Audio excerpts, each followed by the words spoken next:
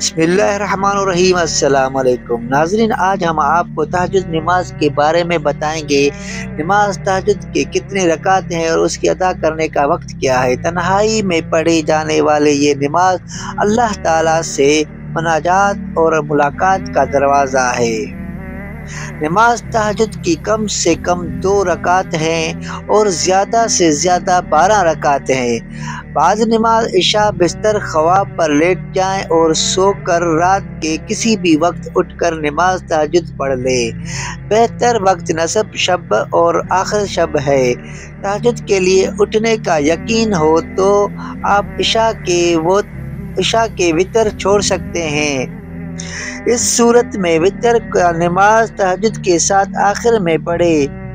उम्मुल मोमिनीन हज़रत आयशा सिद्दीक़ी रज़ी अल्लाह ताला अन्हा रवायत करते हैं कि हुज़ूर नबी अकरम सल्लल्लाहु अलैहि वसल्लम हमेशा रात को 11 रकात पढ़ते थे।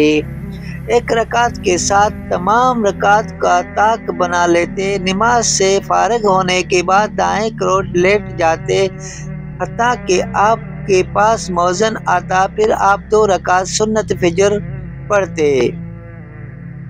तन्हाई में पढ़ी जाने वाली ये नमाज अल्लाह ताला से मनाजात और मुलाकात का दरवाज़ा है।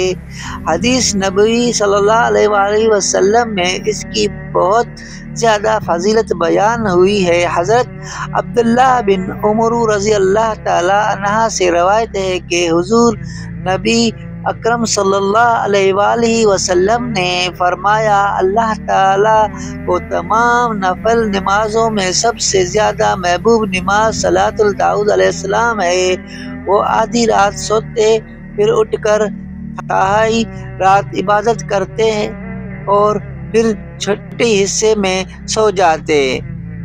अब तक के लिए इतना। हमें इजाज़त। मिलते हैं अगले अच्छे वीडियो में। अल्लाह हाफिज़।